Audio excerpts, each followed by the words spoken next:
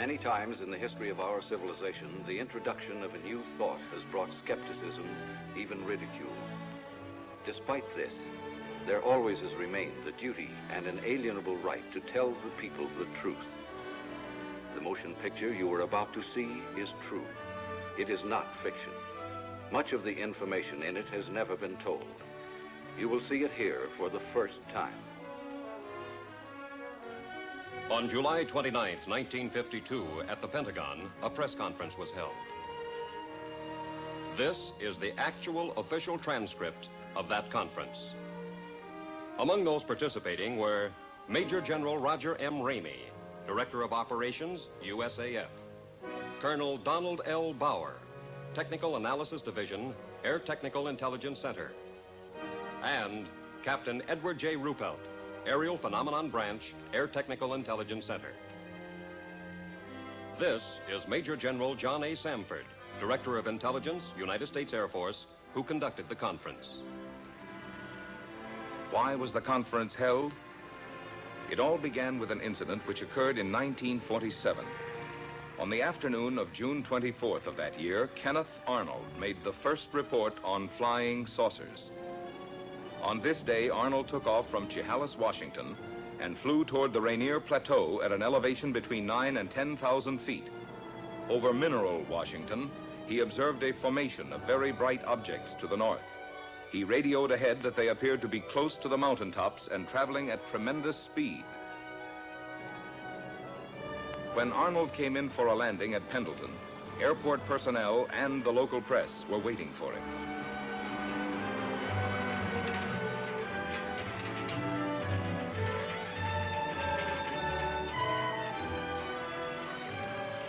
Arnold counted 9 objects in echelon formation. He observed that they had no tails and described them as saucer-shaped objects. The story was picked up by the wire services. He saw what? In the next 24 hours, virtually every newspaper in the country ran the story.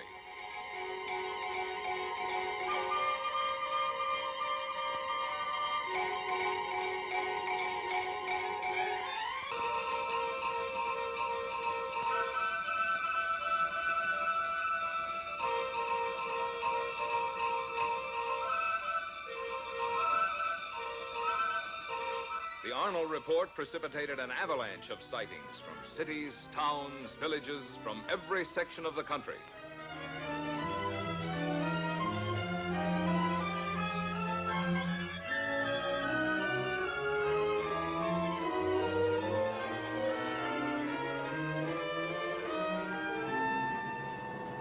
The commercial aspects of the saucer situation were not overlooked. Alert businessmen and manufacturers came up with all sorts of oddities. The practical joker moved in. Homemade saucers of all kinds and descriptions began to turn up promiscuously. Within a few months of the original saucer report, practically everyone in America was conscious of flying saucers. This man in the saucer, can you describe him? Well, sir, he was small and skinny. He had his head was pointed, came to a very sharp point. He had long green hair. His eyes were a sort of purplish red. He had large ears which were formed like an antenna. His teeth were perfect, but spread far apart. And I noticed, too, a jacket of some sort of spun glass and bright red metallic hues. You say this all took place in a few seconds. Mr. Nagelschmidt, can you tell me what color tie I'm wearing? I'm sorry, sir. I didn't notice. You mean to say you can remember everything about this man from the spaceship, his hair, the color of his eyes, the clothing he was wearing, and yet, after all this time, you can't tell me the color of my tie?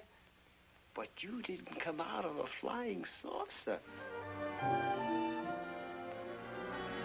Then, at approximately 1400 on January 7th, 1948, the Kentucky State Police reported to the Fort Knox Military Police that they had sighted an unusual aircraft or object flying through the air, circular in appearance, approximately 200 to 300 feet in diameter, moving westward. The provost marshal at Fort Knox called the commanding officer at Godman Air Force Base. call flight service at Wright Field. Determine if they have any experimental aircraft in our area. We have a report of an unidentified aircraft south of the field. It was about 13:15 when the tower controller in the Godman Tower received his instructions from the commanding officer. Right, Patterson? The PFC continued giving routine instructions to a light plane which was practicing takeoffs and landings. Flight service. Captain Hopper, flight service. Flight service is a clearinghouse. The positions of all military planes are carefully plotted so a minute-to-minute check may be made on their position, course, altitude, and speed. Flight service to Godman Tower. We have no experimental aircraft in that area. However, we do have a B-29 and an A-26 on photo mission in that area. In the meantime, Lieutenant Cowan, the AACS, and the operations officer had arrived in the tower. They were joined by the intelligence officer and the executive officer. Upon hearing the information from flight service, the executive officer called Colonel Hicks, the commanding officer. Colonel Hicks, can you come over to the field, please? At about 13:50, the tower controller saw an object south of Godman Field and directed it to the attention of the tower. Lieutenant Cowan was the first of the group, after the tower controller, to locate it. He immediately directed it to the attention of the operations officer. After observing it for a moment, he picked up a telephone and put in a second call to the commanding officer. While he was putting the call through, Colonel Hicks arrived in the tower. It was now about 14:20. About 14:30, a flight of 4 F-51s being ferried from Marietta, Georgia to Stanford Field, Kentucky, was sighted south of the base. The commanding officer issued an order to contact the flight leader. Channel B and find out who's leading the flight. Godman Tower to leader, flight 451. Godman Tower to leader, flight 451. Come in. Captain Mantell, flight leader F-51 to Godman Tower. Over. Stand by for further instructions. Vector the flight into the area of the unknown. Vector Mantell on a heading of 210 degrees. Godman Tower to Captain Mantell. Come in, over. Mantell to Godman Tower. Over. Godman Tower to Captain Mantell. Investigate an unidentified object in your area. Your new course, 210 degrees. 210 degrees. Mantell to Godman Tower. Changing heading to 210. Loco, out.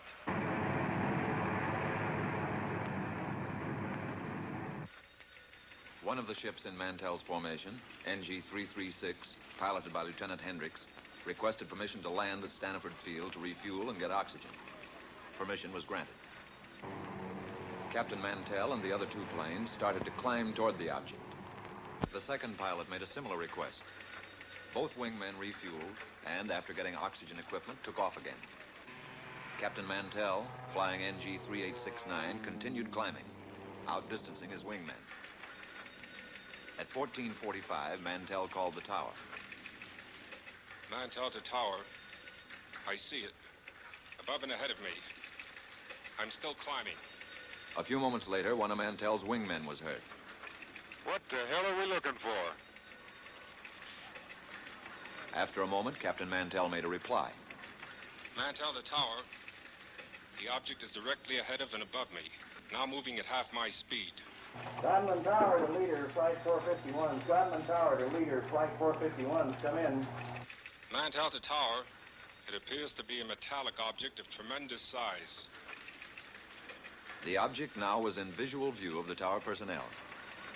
Mantell to Tower. I'm trying to close in for a better look. I'll go to 20,000 feet. Shortly after this, Pilot Hammond, the remaining wingman with Mantell, called Mantell over his radio. Level off, Captain, until I've regained visual contact.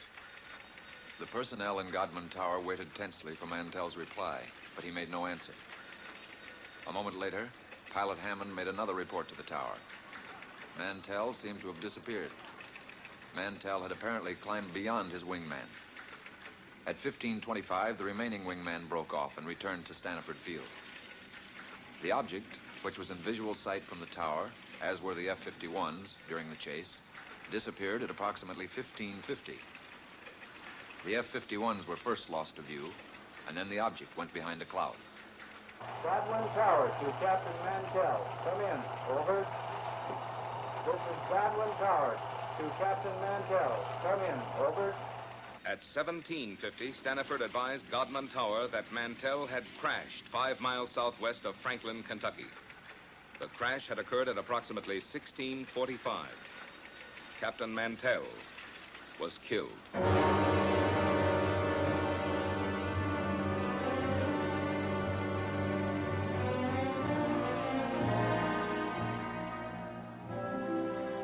Statements were taken from all who were present in the tower during the Mantell sighting. The tower controller stated, It looked silver or metallic. the intelligence officer, It appeared to be a bright silver object. the executive officer, It was circular in shape. the AACS, A small white object in the sky. the operations officer, It appeared round and white. the commanding officer.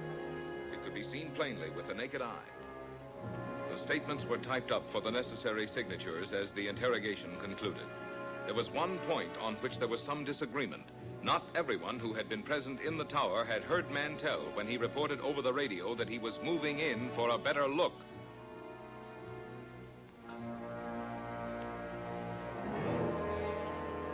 The more lurid sections of the press reported that fragments of Mantell's plane were found to be radioactive. Some news sources reported that an autopsy revealed that Mantell had been killed by some kind of death ray unknown to our men of science. These reports were false. Because certain publications persisted in using a sensational approach in reporting sightings, there were increasing demands from the public for an explanation. However, the Air Force had already taken official cognizance of the flying discs. Headquarters, United States Air Forces, issued a directive for a detailed study of flying disc reports. This project received a secret classification and the code name of Sign. Department of Air Force and Department of Army letters directed all respective subordinate units to report directly to Air Materiel Command all information concerning unidentified flying objects. And so Project Sign was implemented. Trained investigators were dispatched to the exact scenes of the sightings. After thorough on-the-spot interrogations, the reports were sent on to ATIC for further analysis. Utah, Washington, Norway, Sweden, Denmark, South Korea, Ohio, New Jersey, Oregon, Philippine Island, Louisiana, Alabama, Tennessee, Kansas, Massachusetts. As an example of the credible type of sightings reported by reputable, trained observers was the report of Captain Willis Sperry. What is your full name, Captain? Captain Willis Sperry, How long with American Airlines? 17 years. What was the date of sighting? May the 29th, 1950. And the time of sighting? 9:30 in the evening. The origin of sighting? 60 miles southwest of Washington, D.C. And the destination? Nashville, Tennessee. What was the visibility? It was unlimited. What was your altitude? 7,500 feet. Who of the crew first saw the object? The co-pilot called it to my attention as I had turned to reach for a map. The object was flying head-on at us. It was 50 times the magnitude of the brightest star. I immediately made an abrupt turn to avoid collision. As I looked to my left, the object appeared to come to a stop. Can you describe the shape of the object?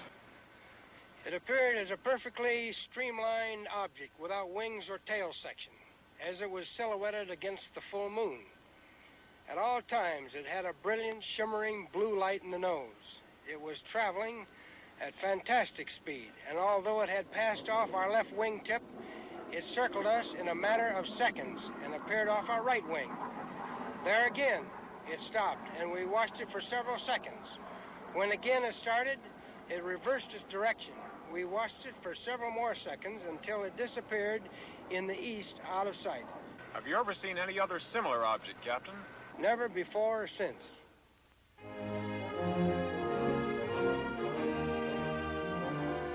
On January 9th, 1950, the press reported that Project Sign was closed. From now on, the Air Force stated, its only similar activity would be the routine conventional watch for unidentified flying objects. This is the Daily News building in Dayton, Ohio. My name is Al Chop. A short time after my discharge from the Marine Corps, I paid a visit to the newspaper where I had previously worked as a reporter for 5 years. Well, Al, you rascal. Glad to see you. Good to see you. Keeping yourself. The editor was a close friend, and he tried to convince me to take back my old job on the paper. He was very persuasive, but for personal reasons, it didn't interest me. Oh, but you remember the old days here. Now it's all different. 3 hours for lunch, double time for overtime, blonde copy girls. Once he realized that my mind was made up, he made another suggestion. It was due to this casual suggestion that I walked right into the middle of the flying saucer story. Ever since the Korean situation, there's a lot of activity out at Air Material Command. You could fit right in that public information office there. Who's the man to see out there? Friend of mine, Major Cross. I'll call him now. The idea appealed to me. I'd always been intensely interested in aviation. Also, I liked the idea of settling down in Dayton again. Both Dee, my wife, and I had a lot of friends there. It would be like coming home again. The editor set up an appointment for me at Air Materiel Command. This is what I wanted, but a man never knows what he's getting into. The next day, I went out to AMC and talked to the major.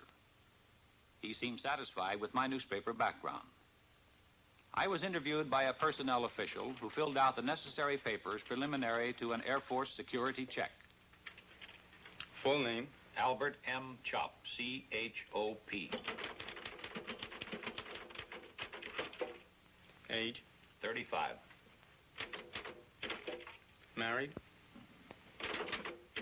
Wife's name? Dolores. Children? Girl, age 11, boy 5.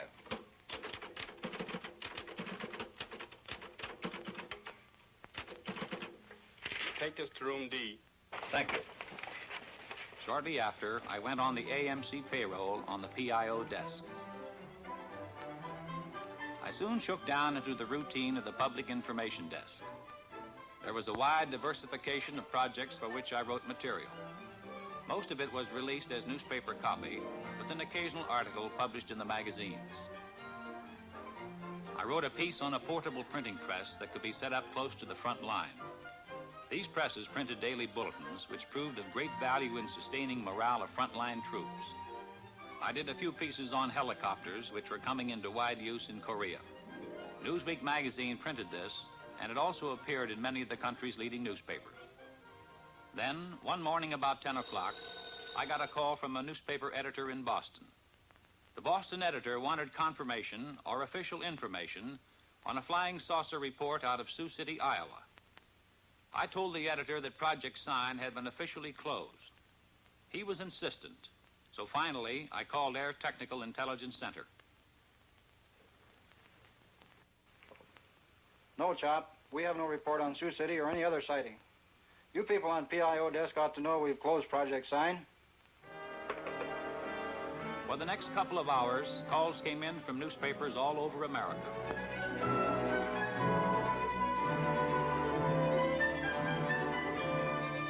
Gradually, I was able to piece the story together. On the previous evening, a commercial airline DC-3 in Sioux City, Iowa, had requested clearance from the tower to take off. The tower held them up, informing the pilot that there was a light in the west that they thought might be a light plane.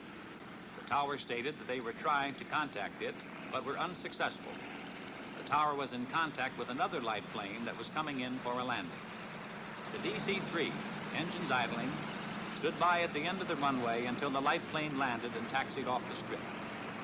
The tower then gave the DC-3 pilot permission to take off.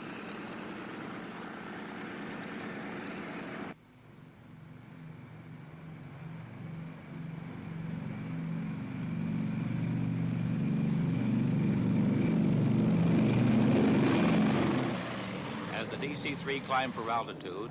An unidentified light suddenly closed in. This was the object that the tower unsuccessfully had tried to contact by radio.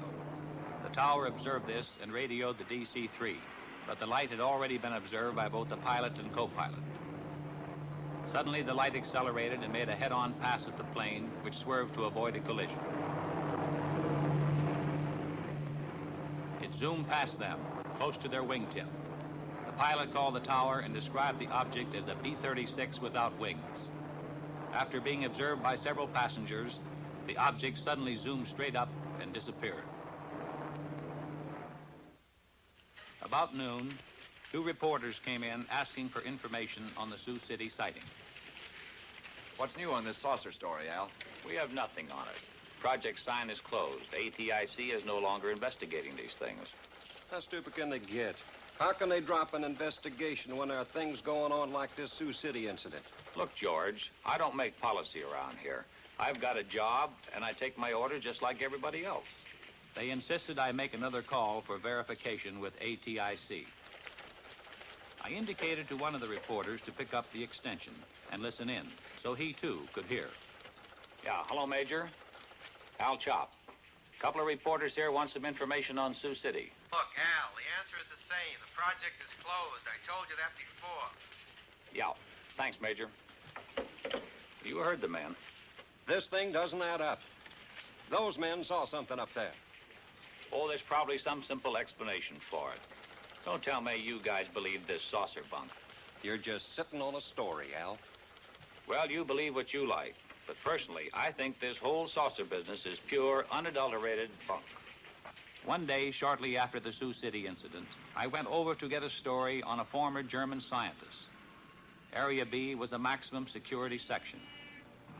The story appeared in the New York Times. I had obtained the background on the scientist from the files. He was formerly one of the top men at Pentagon, Germany, one of the key figures participating in the successful development of the V-2 rocket. This scientist had succeeded in developing a 98.8% pure aluminum oxide. These crucibles were vital to our nation's defense. They were used to melt super-hard metals needed to build turbine blades for our jet aircraft. Tell me, young man, what new reports are you getting on unidentified flying objects? Flying saucers? Oh, they keep coming in every once in a while, but we don't take them too seriously. Oh, no? Of course not. It must be amusing to a man in your line of work to hear about all these screwball reports. It is my firm opinion that these sightings should be investigated most meticulously. You don't believe that these flying saucers actually exist, do you? And how can you be so certain they don't, Mr. Chop? Well, I just don't believe it. Our minds should be open on all subjects.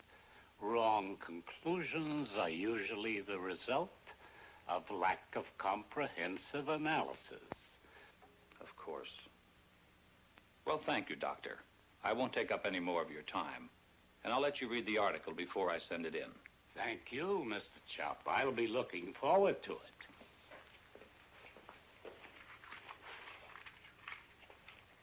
Later that same day, I paid a visit to the Public Information Officer for Air Materiel Command. It was his job to know everything that was going on. I brought up my interview with the scientist. He's a top man, isn't he, Colonel? As good as they come. We got on the subject of saucers. He seemed to lend credence to their existence. At least he doesn't deny it. Well, he's not alone in that opinion. I don't understand, Colonel. If a crack scientist thinks they could exist, why not the Air Force? Al, I'm going to let you in on something. Somehow security was breached on the code name Sign. Every news agency knew that Project Sign meant saucers. On top of it, we were up to our bustle in screwball reports. Serious investigation was all fouled up. The serious investigation? Then the Air Force is still investigating these sightings? We switched the code name to Project Grudge, and the investigations continued. And what have they shown? Nothing conclusive as yet. Could these saucers be some kind of a secret weapon of ours? No. If they were, Air Materiel Command would be the first to know. How about a device from a foreign country? We know they're not. What is your opinion, Colonel? I don't have any opinion, Al. A short time later, I was promoted to chief of the press section. From then on, there wasn't a moment when I didn't have at least one reporter hounding me for information on saucer sightings. Got a question, Al. Boys down at the office would like an honest answer. Project sign is closed, right? That's right. Has the Air Force set up a new saucer investigation? No. Thanks, Al. That's all I want to know. Come in here right away, Al. Bring pencil and paper. Line 3. Colonel Goddard's on the phone. He's got a hot UFO report. I want you to listen in on it. Okay, Colonel, shoot. Colonel Goddard, chief of the Air Force Photo Reconnaissance Laboratories, reported that 3 of his men flying a B-29 were tracking a weather balloon over Georgia. Suddenly, an unidentified flying object appeared and flew alongside the balloon. After a few moments, the object dived and made a pass at the balloon, then proceeded to disappear. When the balloon was recovered, it had a 6-foot rent in it. Colonel Goddard's men believed this unidentified flying object made the tear in the balloon. Goddard vouched for his men making the report, stating that they were highly experienced and reliable Air Force personnel. Thank you, Colonel. Think it could be a lightning bolt? Goddard wouldn't call that a lightning ball. Didn't any of his men have a camera? No, they were tracking it with binoculars. That's something I don't get, Colonel. Wouldn't you think that somebody, somewhere, would have shot a picture of one of these things? Oh, we've got plenty of photographs. But the trouble with still pictures is they're too easily faked. What about a motion picture? Could that be faked? Oh, trick shots are possible, but not without complicated and expensive laboratory equipment, highly skilled men. Even then, motion picture experts could easily determine fakes. That eliminates some joker faking a piece of motion picture film in his garage. It'd be practically impossible to get away with that. Well, I guess that's why you have no movies of them, Colonel.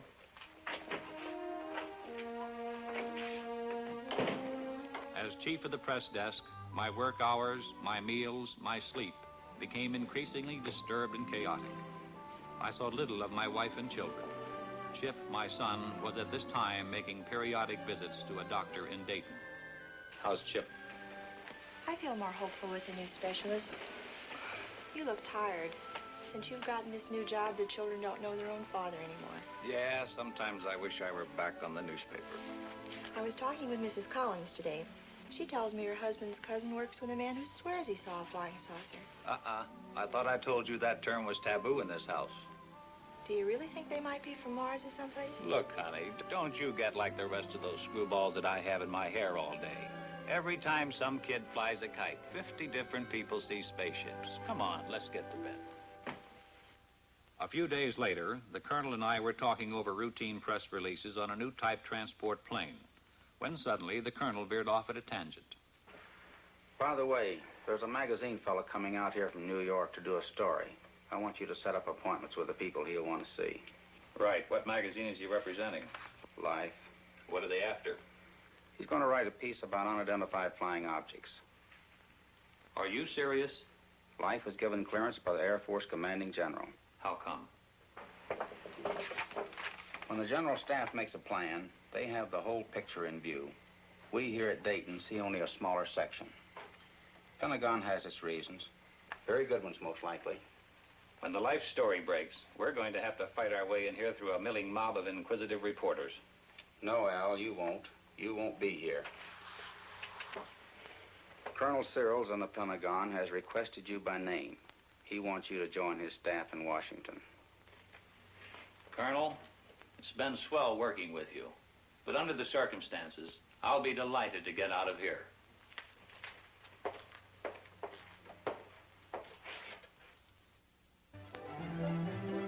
Upon my arrival in Washington, I was assigned to Air Force Press Desk, room 2E765 in the Pentagon.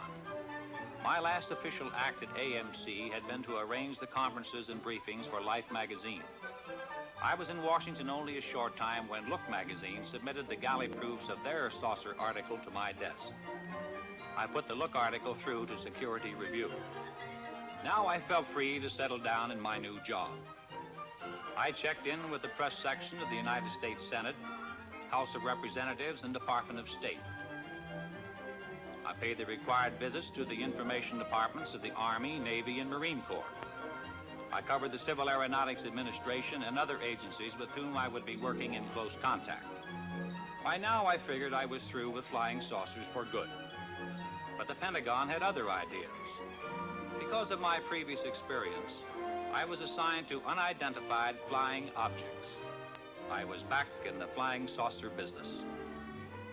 In the activity of setting up housekeeping and getting adjusted to the new job, I completely forgot about the Life magazine article. Also, I was able to spend more time with Chip. My son had been deaf in one ear since infancy, and it was difficult for him to play with other children. I had settled down to a regulated home life, but it was only a lull before the storm.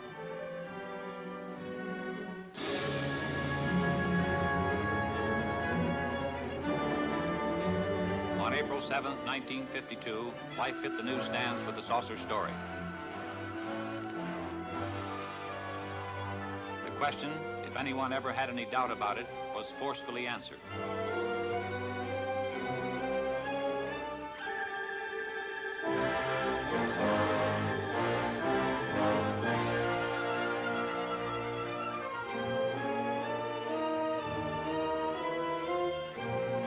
The public, America as a whole, had an intense, avid interest in the subject of flying saucers.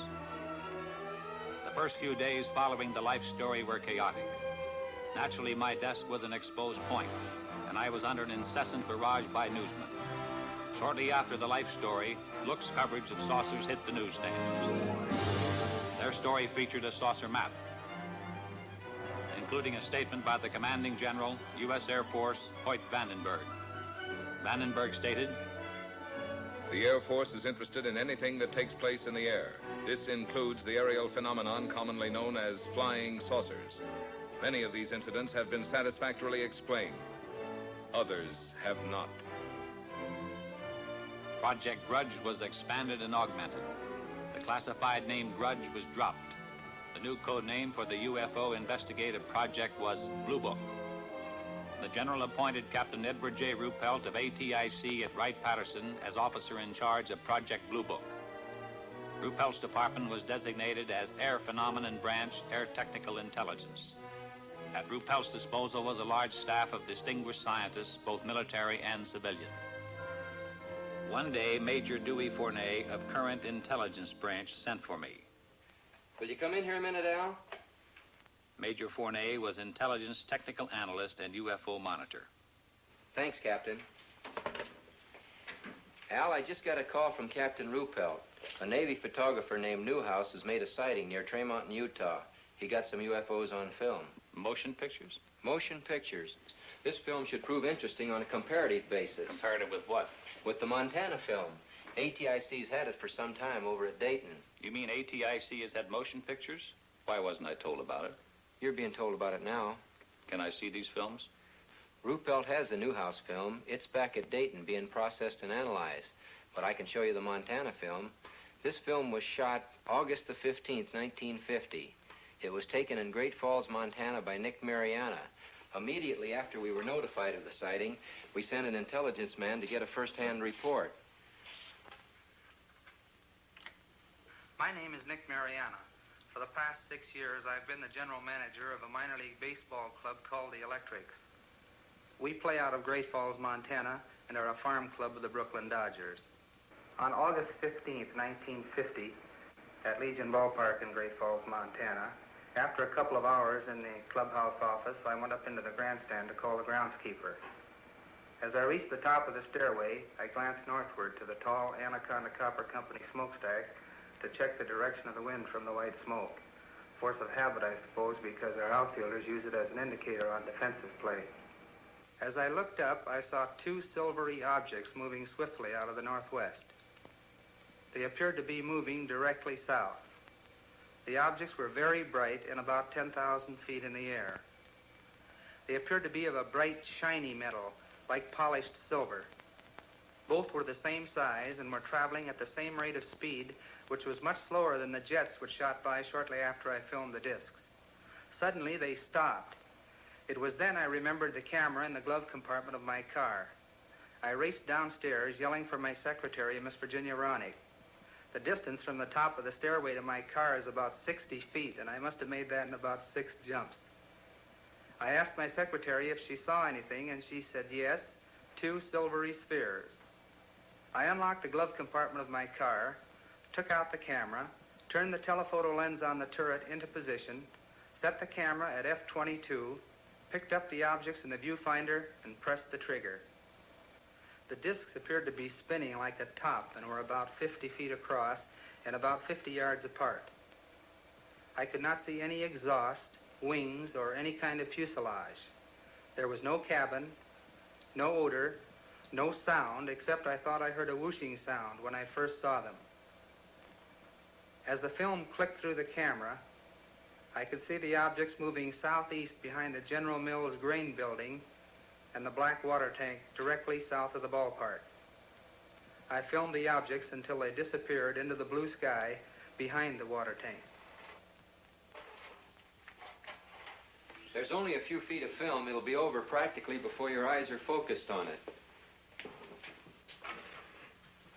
Now remember, there's only a few feet of film, so watch closely. I still had my doubts, but I must admit I felt an excitement about seeing actual motion pictures of unidentified flying objects for the first time. Ready? Ready.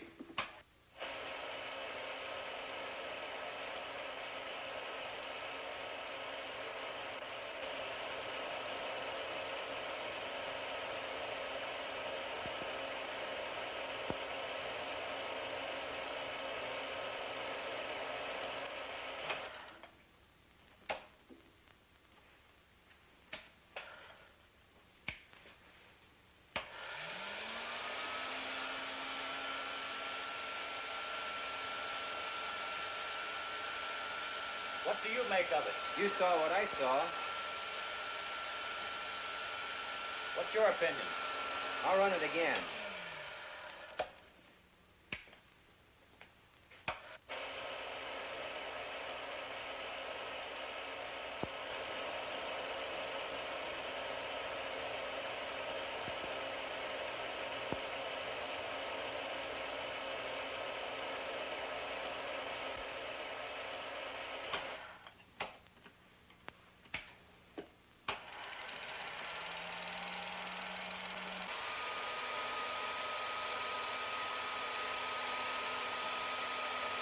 Do you have a transcript on Mariana?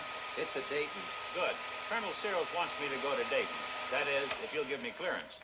I'll have you cleared. It's a good idea for you to get acquainted with the history of UFOs. When you get to Dayton, you'll meet Captain Ruppelt. The 3 of us are going to be working closely from here on. Ruppelt will give you a complete briefing on Blue Book. What's the story on him? Ruppelt's an aeronautical engineer. He knows about things that fly. An excellent man to head up Project Blue Book. Okay. Once again, what's your opinion of this film? As far as I'm concerned, I'll have to classify them as unknowns. I'll run the film again, this time in slow motion.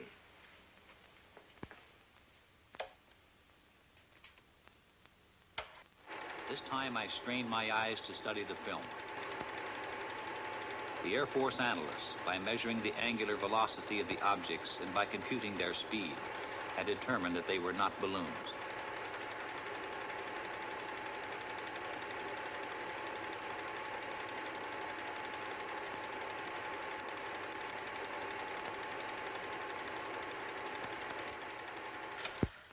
Well? There was something up there in that sky. And if they were not balloons, I don't know what to think. You better get going to Dayton.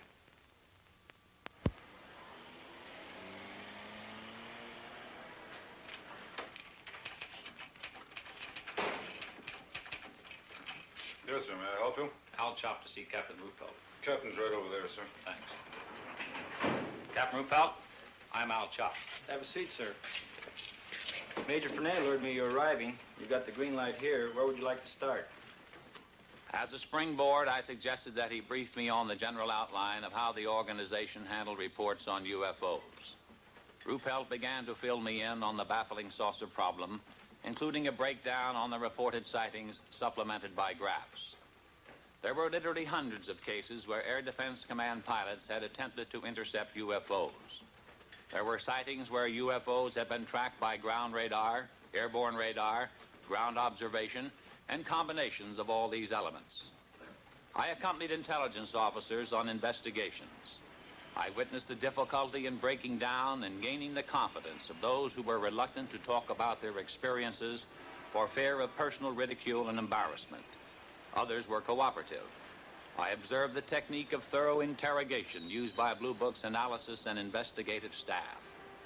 In almost every case, I heard the same words used to describe the sighting. These words were lights and metallic objects. There were reports by reliable, competent observers, including high-ranking Air Force and Navy flyers, civil engineers, and scientists. I learned that the staggering total of over 3,500 reports had been received.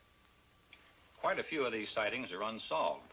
Approximately 85% of the sightings are designated as solved. According to this document, 14.3% of all sightings are officially designated as unknown. The newsmen keep hitting me with the unsolved cases. Anyway, solved is a big word. How do you solve them? There's nothing hit or miss about it.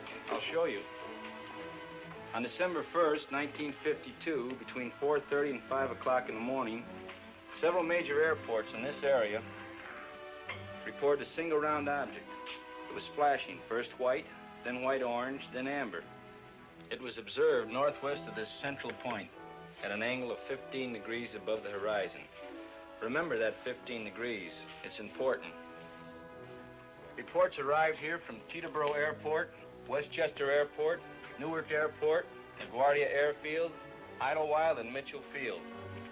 This flashing sphere of light was also observed by an Eastern Airline pilot who radioed in his report. Various observers at all these airports watched the object through high-power binoculars. When the report arrived here, we checked the weather in that area with Air Force Weather Bureau. That night, at that time, there was no temperature inversion. We got in touch with Navy Balloon Project Center at the University of Minnesota. That gave us an exact schedule of balloons released from that center. We got similar information from every other point where weather balloons are released through Air Force Balloon Plotting Center at Lowry Field, Denver. We contacted Air Force Weather for wind conditions and velocity at the altitude of known balloons. A precise computation of balloons in the air and known wind conditions definitely removed balloons from the picture. We checked with Flight Service to determine if any aircraft were in the vicinity on the bearing at that time. There were no aircraft. And still this thing was up there all the time, being observed by various personnel from airfields all over that area? Correct, and they were seeing it. We checked with our contract astronomer at a leading university in the locality and gave the astronomer the angle of elevation and bearing of the object. Remember, the object was observed at an angle of 15 degrees above the horizon, and I told you that was important. It proved to be the conclusive factor. Our astronomer reported that at the time of the observation, the planet Jupiter was 15 degrees above the horizon and on the angle of elevation and bearing of the object. There's no doubt about it. What all these people saw was Jupiter. What made the light flash? Atmospheric conditions. The same conditions that make the stars appear to twinkle. You people really go into these things. We try. In over 80% of the cases, we come up with the correct answers. We don't get the correct answers in all the cases. What about the motion picture made by this Navy man, Newhouse? We're working on that. How does it look? Impressive. Can I see it? It's being analyzed. When the film is available, will I be able to take a look at it? As soon as analysis is completed, you'll see it. Satisfied? Yeah. How long will that take? About a week. We're doing an exhaustive check on the Newhouse stuff. Really putting it through the ringer. When we're through, we'll forward a print to the Director of Intelligence with a complete report of our analysis. Fill me in on Newhouse. Would you consider him a qualified observer? He rates as a top flight observer, an extremely competent one. Immediately upon getting word of his sighting, we dispatched an investigator from Travis Air Force Base to interrogate Newhouse. The exact date of his sighting was July 2nd at 11 a.m., Mountain Standard Time. I was driving on U.S. Highway 30 South with my wife and our son Delbert and our daughter Ann. We were on our way from Washington, D.C. to Portland, Oregon on vacation before reporting to my new duty station at the Aviation Supply Depot, Naval Supply Center, Oakland, California. About 7 miles after we passed through Tremayne, Utah, my wife noticed a group of objects in the sky which she could not identify. I pulled over to the side of the road, stopped, got out, looked up, and saw the objects. There were about 12 of them in a rough formation, proceeding in a westerly direction. They were like nothing I'd ever seen before, although I've logged some 2,000 hours in the air. They were identical in appearance. How would you describe these objects? Like two saucers, one inverted over the other. I had no means of judging the altitude. It appeared to me to be about the size of B-29s at 10,000 feet. Did you photograph them immediately? I watched the objects for a few moments before getting my camera out of the suitcase. Then I lost more time getting film out of the second suitcase and loading the camera. When I first saw the objects, they were almost overhead. By the time I had the camera ready to go, they had moved to a considerably greater distance. What kind of a camera did you use? A 16-millimeter Bell & Howell, Filmo Auto Loadmaster with the 3-lens turret. I selected a 3-inch lens and set it on f8 and focused at infinity. Did you think of using slow motion? No, the camera was set on 16 frames per second, and in the excitement of the moment, I didn't think to shoot at a greater rate, although that would have improved the coverage. I centered the viewfinder on the objects and made the first shot. Then I decided that if the sky were darker, the objects would show better. So I stopped the lens down to f16 and continued photographing. This proved to be a mistake, as the quality of the film would have been better had I left it at f8. Did these objects remain together in a group at all times? No. Toward the end, one object reversed its course and proceeded away from the rest of the group. I held the camera still and allowed this single object to pass through the field of view, picking it up again later in its course. Did this single object return to the rest of the group? No. I allowed it to pass through the field of view of the camera 2 or 3 times, and then it disappeared. In what direction? Over the eastern horizon. What did you do then? I turned, swinging the camera just in time to see the rest of the group disappear over the western horizon. What was the weather? The weather was bright and cloudless. Visibility good? The visibility was excellent. How does this film you shot compare with what you saw with your naked eye? You have studied the film. Yes, I've studied it. I'm very disappointed. The film falls far short of showing what I saw with the naked eye, due to the delay in getting the camera started and my error in exposure. If I'd had this camera in the seat beside me, loaded and ready to go, there'd be no need for questions. The Air Force would have the answer. What is your full name, please? Delbert Clement Newhouse. And you are on active duty with the Navy? Yes, sir, I am. What is your official Navy rank? My title is Chief Photographer. I'm a commissioned warrant officer, United States Navy. How long have you been in the service? 21 years. Now, is there anything you can add to the description of these objects? They had a bright silvery color. Can you describe some particular detail? They had a metallic appearance. They seemed to be made of some kind of polished metal. The Newhouse film, as I told you, is presently under analysis. Sergeant, would you get me the Fargo case? The Fargo sighting was October 1st, 1948. A National Guard lieutenant, thank you, a National Guard lieutenant was about to land his F-51 at Fargo Airport.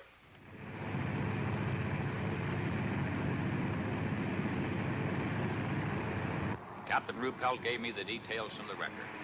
The pilot, after a routine patrol flight, was cleared by the tower to land when he asked, "Anything in the way?" There's a Piper Cub below you. Nothing else in the air. I see the Piper Cub. I see another light about 1,000 yards ahead of me. It looks like the tail light of a plane.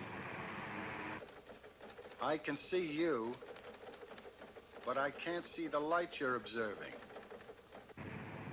The pilot told the tower he could see it and was going to close in and try to make identification.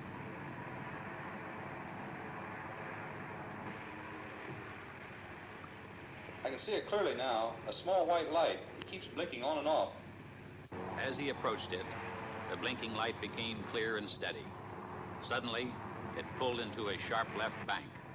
I think this thing is going to make a pass on the tower. I see it now. I see it. The pilot dived on the light, and And although he brought his manifold pressure up to 60 inches, he reported, I can't seem to catch up with the thing. It's gaining altitude and it's just made an impossible turn. A 90-degree turn to the left. You're right. It's gaining altitude on you. And it's still in a very tight left turn. By that time, they were at 7,000 feet, when, suddenly, the light made a 90-degree right turn. It's headed straight at me. The light passed directly over your canopy at, I estimate, about 500 feet. The object suddenly shot straight into the air. The pilot followed it to 14,000 feet when his plane went into a power stall. The object disappeared. The chase had lasted approximately 27 minutes. The officer in the tower was the airport traffic controller. The lieutenant was an instructor for the French during the Second World War. He said he was sure there was an intelligence behind the movements of the lights. He stated, too, that no earthborn pilot could have withstood the G-factor inherent in the object's turns and speed without blacking out. Was there radar at the field? No, there wasn't. Too bad. Radar would have made it airtight. Not necessarily. I thought a radar return was indisputable evidence. No, it isn't. Are you a radar expert? No, I'm not, but I have one on tap. Give me extension 361. We have a team of 3 radar analysts here in Air Phenomenon Branch. I want to talk to Win Swanson. All radar reports received here pass through this radar analysis division. Swanson?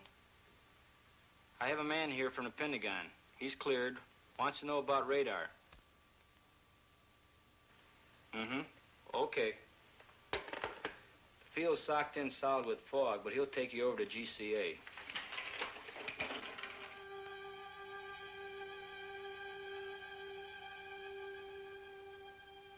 This is ground control approach. With zero visibility, GCA picks up the aircraft coming in, and by means of the pips on their scope, can talk them into a landing. Now, this scope here gives the aircraft in the area. This scope here tells you whether you're to the right or the left of the landing strip, and that one there tells you whether you're too high or too low. Now, the next scope is the same as this one, except that it gives you more accuracy. Patterson, GCA. This is Air Force 2162, past Fairfield, pad marker inbound. Request landing instructions. There you can see him on the screen.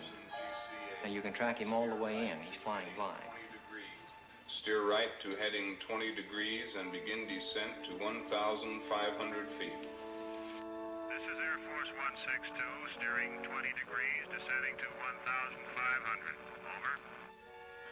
Air Force 162, the weather at Patterson Field is 100 feet ragged ceiling. Visibility 1/2 mile. Light rain. Wind southwest 6. Altimeter 998. If you can see it on radar, there can be no question about misinterpretation. In this case, no. These are good, solid blips. This is Air Force 162. Roger on the weather and runway. Over. Air Force 162, steer left to heading 35, turning downwind leg. Range 8 miles south. Over. This is Air Force 162, steering 35. Over. Sometimes a temperature inversion will cause trouble. Ionized clouds or equipment malfunction will cause false blips. Can you tell a false blip from one made by aircraft? Yes, any experienced operator can tell in a minute or so. Air Force 162, steer left to heading 215. This will put you on final approach. This is Air Force 162. Roger. Steering 215. Over.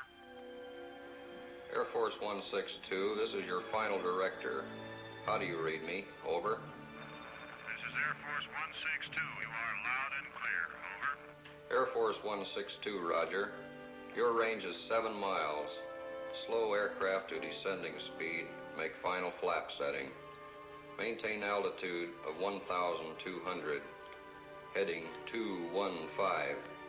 Do not acknowledge any further transmission unless unable to comply.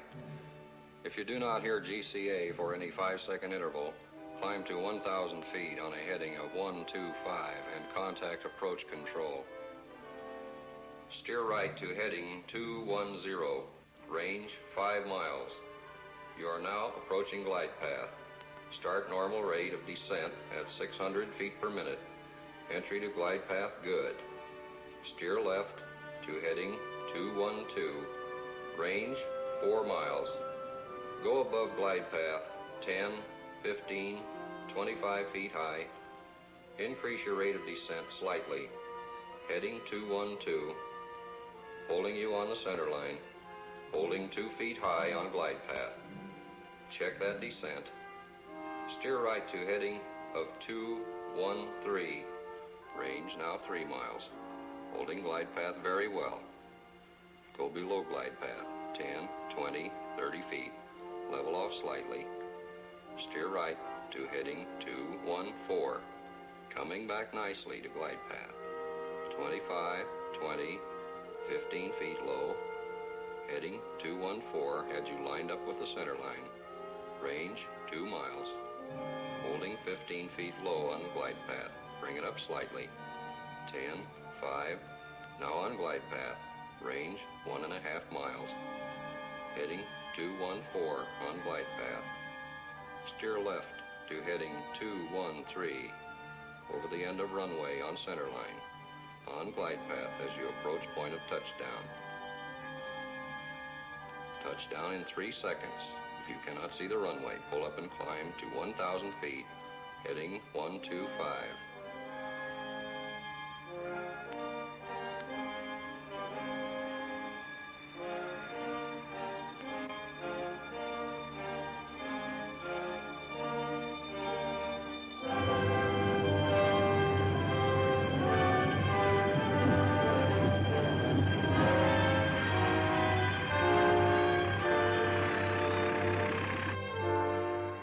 Safe at home. Well, that's it. Coffee? Yes. What exactly is your job here, Swanson? I'm one of a group of 3 radar specialists employed by the Air Force. Reports of radar contacts of unidentified objects are sent in to us from all over the world for analysis. How long have you been in Air Force intelligence? 2 years. Ever come across any cases you couldn't solve? We have unsolved cases, yes. Cases where good solid blips appeared and no known objects in the area. Then, too, we have cases of fantastic speed. Exactly what do you mean by fantastic speed? I mean speeds greater than any achieved by man. How much greater? Thousands of miles per hour. Thousands of miles.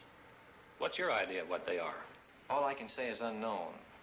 You must remember that I've been restricted to only radar contacts. I have no experience with visual contacts. What do you think about the chances of these objects having intelligence behind their control? All I can say is I have an open mind. What do you think about the theory of interplanetary source? I have an open mind, period. I spent a full week in Dayton. I had hoped to see the Newhouse film before returning to Washington, but it was still under analysis by the Wright Field Photo Lab. When the analysis was completed, the film was taken by an Air Force courier and hand-carried to Washington to be viewed by the Director General of Air Force Intelligence. It is. All set, Major? Yes, sir. Air Technical Intelligence has reported that this film could not be produced under simulated conditions. Let's go. There'll be several feet of blank film before the pictures come on.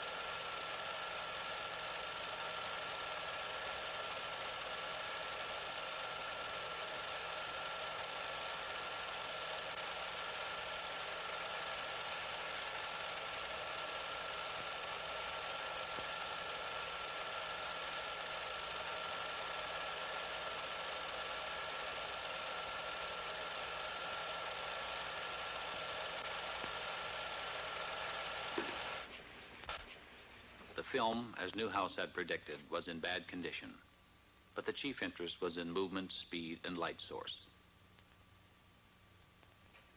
After a moment, the general asked to see it again.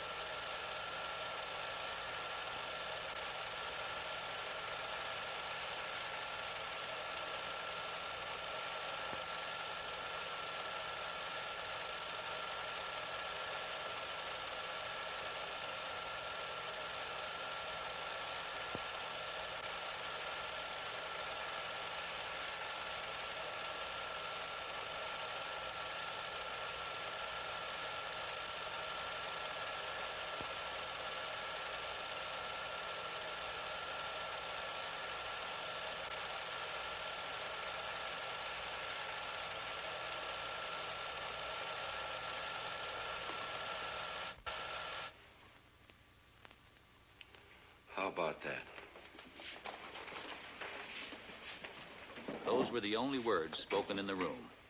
How about that? A few days later, Major Fournet had some news for me. We got the analysis of the Newhouse film from Air Materiel Command. What does it show? Not birds, not balloons, not aircraft, not faked. With a telephoto lens used, weather balloons within 5 miles distance could have been determined on the film.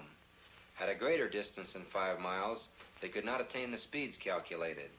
Within a 5-mile range, an aircraft of 40-foot wingspan could have been clearly determined. In excess of 5 miles, the speeds of the objects are greater than aircraft could achieve, except in a straight-line speed run. No bird is sufficiently reflective as to cause the film to react as strongly as it is done. If they're not birds, not balloons, or aircraft, and the film isn't faked, what can these things be? The official conclusion is unknowns. The Newhouse film was only the overture. A few minutes before 1 a.m., July 20th, 1952, the curtain on the first act of the Washington drama went up. The unknowns moved in for the first time over the national capital. I had always regarded myself as a man with an intuitive nose for news. So, through the first Washington sighting, while the saucers hovered over the city, I was in bed, sleeping soundly through it all. When I reached my desk that morning, we were flooded with newspaper queries. Telephones were jangling throughout the day. Irate editors from all over the country were insistently demanding more specific information. Newsmen from the wire services, reporters from local and out-of-town newspapers were hemming me in, belaboring me with questions for which I had no answers. For the first couple of hours, we at the press desk had a terrible time getting the story straight ourselves. But bit by bit, I managed to piece it together. There had been both visual and radar contacts.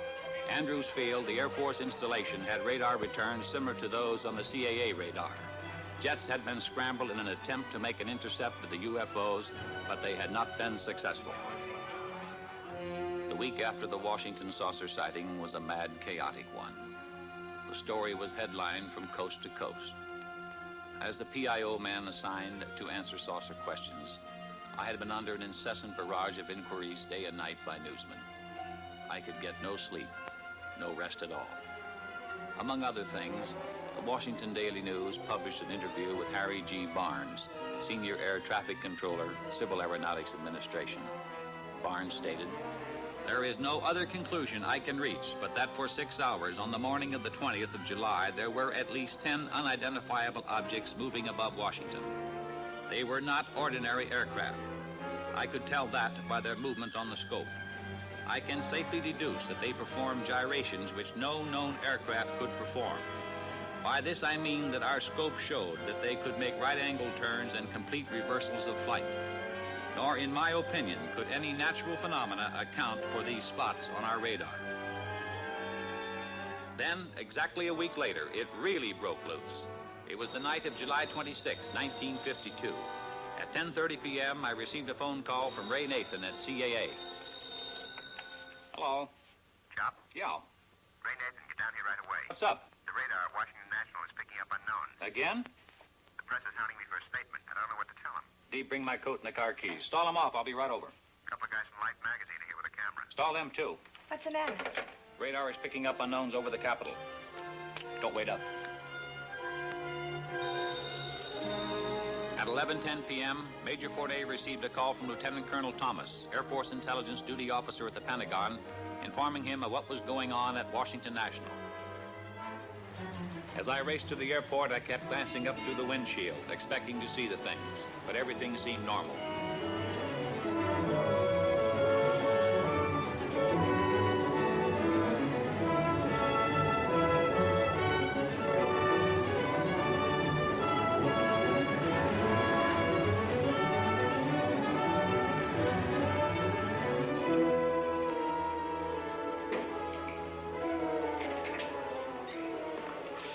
Am I glad to see you? They tell us we need your okay to get into the radar run. You can't get in, boys. I'm sorry. We want some pictures of that scope, Al. You can't photograph the scope. Why not?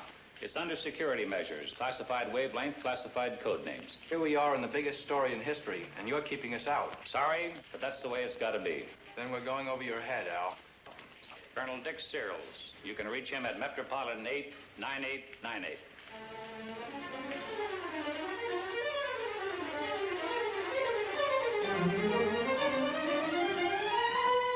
Another one. Look at him go. One of them is an airline. It's a slightly different shape. Did you alert the Air Force? I called Air Defense Command. What'd they say? They're scrambling a couple of jets. Same as last week? Uh-huh. Could this be caused by temperature inversion? Inversion? That isn't inversion, and it's different than the ground clutter we pick up. Did you call the Air Force Command Post at Pentagon?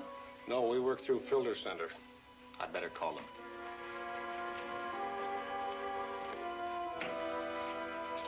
Get me the Pentagon Air Force Command Post. This is Al Chop. I'm at Washington National. Have you heard about the unknowns here tonight? We've been alerted. There's a blue flight on the way there right now. Okay. Washington Control to Flight 639, come in. Flight 639 to Washington Control, over. Washington Control to Flight 639, you're approaching traffic on your left. Can you see it? Over. Andrews Tower to Washington Control. We show an unknown just to the left of Flight 639. Flight 639 to Washington Control. We can see that traffic on our left, over. Washington Control to Flight 639, what does the traffic look like? Over. Flight 639 to Washington Control. It's a light, a blue-green light, over. Washington Control to Flight 639, can you make out what type of craft it is? Over. Flight 639 to Washington Control, no. We can just see a light, a blue-green light, over. Washington Control to Flight 639, roger, out. This is Bluebird 1 to Washington Control. Come in. The jets are coming on now. Washington Control to Bluebird 1, change course to 225 degrees. Bluebird 2, hold your course, over. Bluebird 1 to Washington Control. Wilco, out. Bluebird 2 to Washington Control. Wilco, out. They're gone.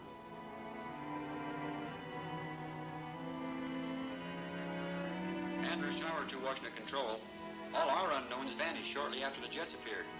Do you still have any of the unknowns? Over. Washington Control to Andrews Tower. The same thing happened here. Out. Washington Control to Bluebird 1. All the unknowns had disappeared. You say those returns are the same as those you got last week? The same as last week. At this point, Major Fournet arrived with a Navy electronics intelligence officer. Gone? Like that. As soon as the jets came on the scope, the unknowns left. Bluebird 1 to Washington Control. We're going back to the base and refuel. Can't see anything around up here. Visibility is good. Over. Washington Control to Bluebird 1. Roger. Out. Were they good returns? Good returns. Has the set been checked for malfunctions? The radar equipment is in perfect operating order. They're back. Andrews Tower to Washington Control. They're back. Just as the jets left our scope. They dropped back in again out of nowhere. You got them? Over. Those blips are solid. They're good and solid. Washington Control to Andrews Tower. Same thing happened here. Get me the Pentagon command post. They're all over the scope. 2 in the northeast quadrant, 4 in southeast quadrant, 3 in southwest quadrant, 3 in northwest quadrant. Over. This is Major Fournet calling from Washington Control. Radar is picking up 14 unknowns again. The chief controller tells me the unknowns disappeared from the scope as soon as the jets came in and were picked up again when the jets left. The Navy Electronics Intelligence Officer confirms that the unknown blips are good and solid. I recommend a couple of more jets be sent up immediately to investigate. Yes, sir. Andrews Tower to Washington Control. That's the way we had them. One just moved from the northwest quadrant into the southeast quadrant. It stopped over the White House. They're scrambling a couple of more jets. Washington Control to Andrews Tower. Roger on the change. Now it's moving back. Do you get it? Over. It's back in the northwest quadrant. Over. Washington Control to Andrews Tower. Roger. We've got a scramble out. What are those? Slight temperature inversion. You can see the difference in the returns. One strong, the other weak. These unknowns are solid objects. Red Dog 1 to Washington Control. We're approaching the area. Over. Washington Control to Red Dog 2. Change course to 265 degrees. Washington Control to Red Dog 1. Change course to 114 degrees. Over. Red Dog 1 to Washington Control. Wilco, out. About 4:30 a.m., Major Fournet received a long-distance telephone call from Robert Gina of Life magazine. He wanted permission for his people to interview the pilots of the first scramble at Newcastle. Major Fournet decided that under the circumstances, it would be wise for him to take the call. Washington Control to Red Dog 1. Change course to 315 degrees. Over. Red Dog 1 to Washington Control. Wilco, out. Washington Control to Red Dog 1. Come in. Red Dog 1 to Washington Control. Over. Andrews Tower to Washington Control. Our scope shows Red Dog 1 is right in the middle of the unknowns. Washington Control to Red Dog 1. Can you see anything on either side or to the front of you? Over. Red Dog 1 to Washington Control. Can't see anything. Wait a minute.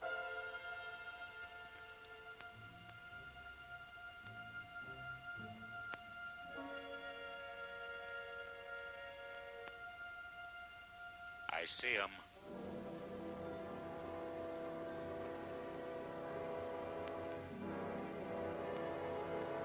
Yeah, I see him.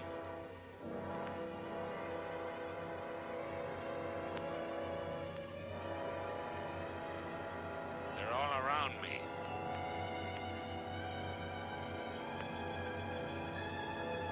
They're moving in on me.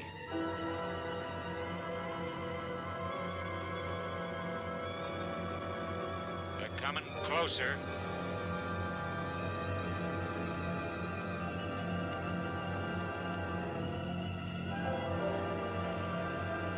They're coming closer. They're coming right at me.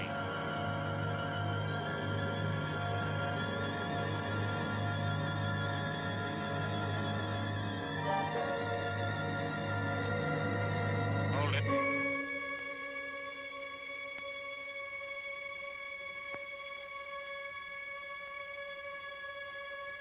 They're moving off. I'm at maximum speed. They're going away.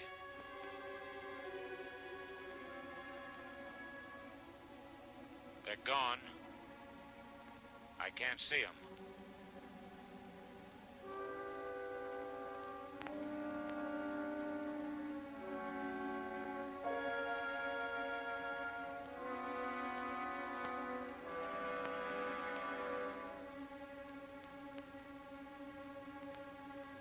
Red Dog 1 to Washington Control.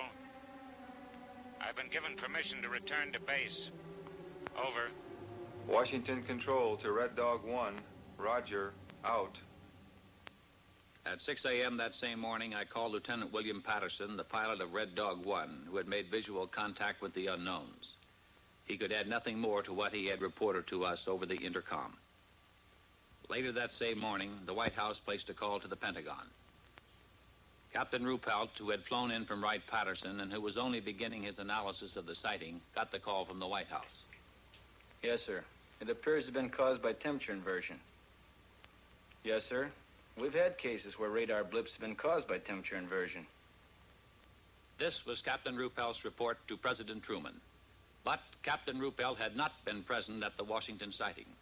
It wasn't until later that he learned there had been both visual and radar contact with the unknowns on that night. On Monday morning, an avalanche of calls from newspapers throughout the nation jammed the trunk lines at the Pentagon. The relentless pressure continued. We admitted radar contacts from the 3 surrounding airfields. When did the saucers first appear? 9 p.m. How long were they under observation? 6 hours. How many were there? 14. Could the pilot see any details? No.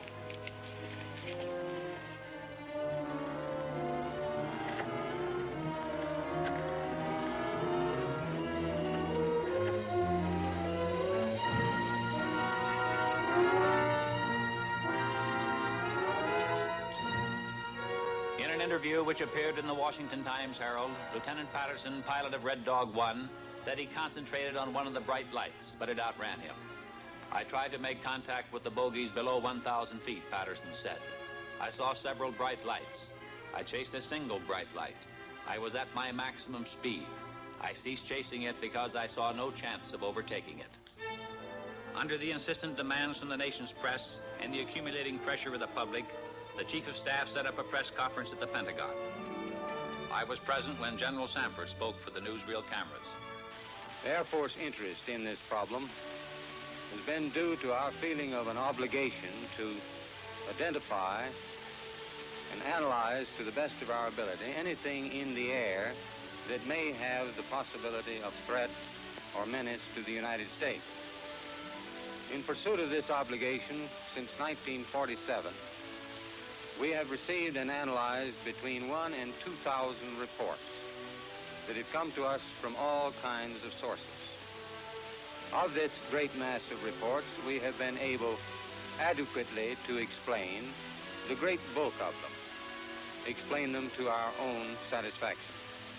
We've been able to explain them as hoaxes, as erroneously identified friendly aircraft, as meteorological or electronic phenomena, or as light aberrations.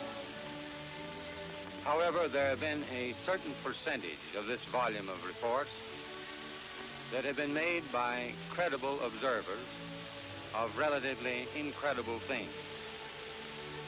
It is this group of observations that we now are attempting to resolve.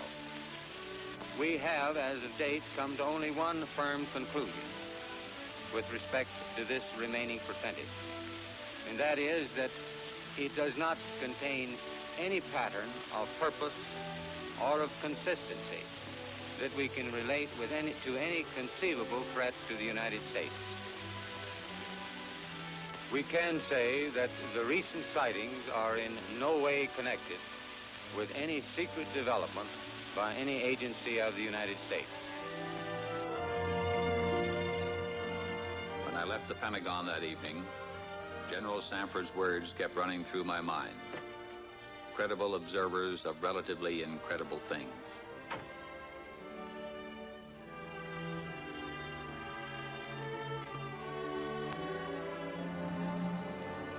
The theories of the skeptics could not stand up to the actual experiences of high-ranking military personnel, radar experts, airline pilots, and other responsible witnesses referred to by General Sanford as credible observers. I started to walk through the streets of Washington, the words remaining with me, credible observers of relatively incredible things. I recalled, when I first joined the project at AMC, how I regarded with disbelief the whole subject of flying saucers. But piece by piece, the evidence had crystallized, until now, in my opinion, there was no doubt as to their existence. Now, so far as I was concerned, it was no longer a question of whether or not there were unknown objects flying in our atmosphere. For me, the only questions that remained were, what are these objects? Where do they come from? To me, the evidence indicated intelligence behind their control, and by now the belief that their source was interplanetary was no longer incredible.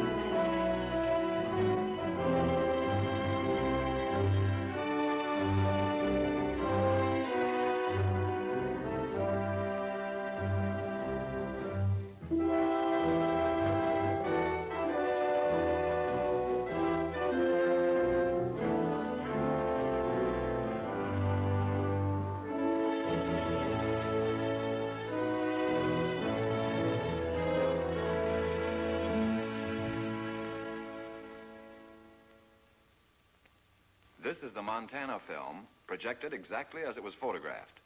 The objects are moving against a 25 to 28 mile an hour wind. This is the film in double frame or slow motion. A slight bounce in the movement of the objects as well as the tower is perceptible. This is due to the handheld camera. The film, analyzed frame by frame, shows the movement of the objects to be horizontal and steady. We will now vary the action and size of the objects and also stop the action from time to time for your study. We have just made a jump cut in the film to an enlarged size and reversed the action.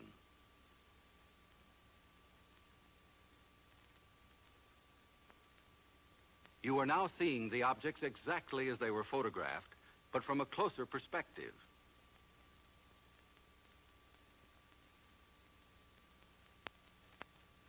Analysis reveals that the objects are not balloons, nor any kind of known aircraft. The images are very different from those produced by any kind of birds at any distance. The shape, brightness, speed, rectilinear path, steady motion, and separation rule out various forms of optical atmospheric mirages or cloud reflections. Comprehensive analysis has eliminated meteors and other known natural phenomena. The possibility of airplane reflection has been carefully studied and ruled out. This is the Utah film as it was originally photographed.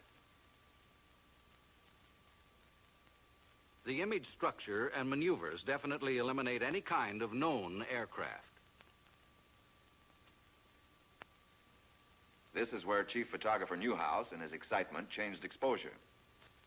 He believed that by changing density and giving the film more contrast, he could clarify the objects. The single object that reversed its course. The bounce is due to handheld camera. Now we study the action of one section of the film. We stop the action. We move in.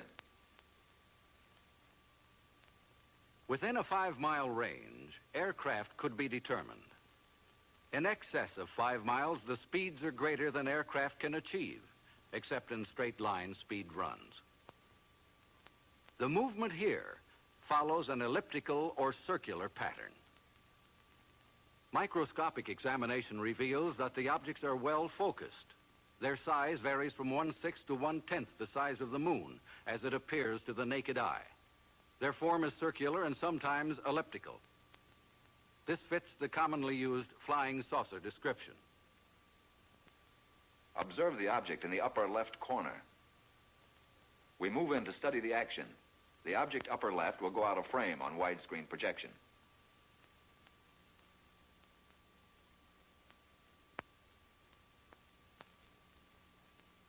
Observe the motion of the two objects upper right as we rock them back and forth.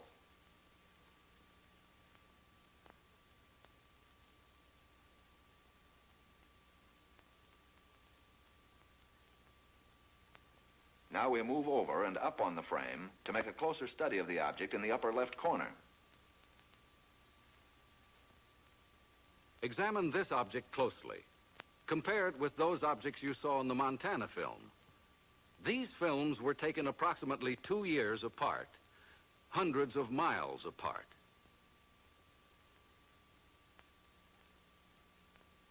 We drop back to the original perspective and resume. Now the section of the film where photographer Newhouse changed exposure.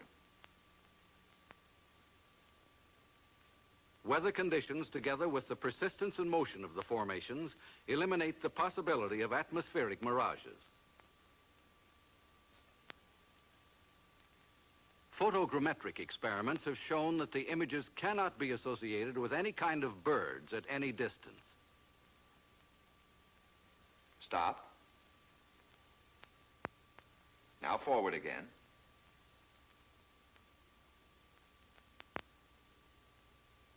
Stop.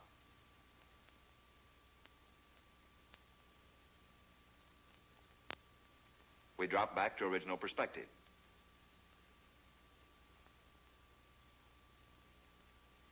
Now once again, and for the last time, the Utah film. The objects cannot be associated with any known balloon observations. For the last time, the Montana film.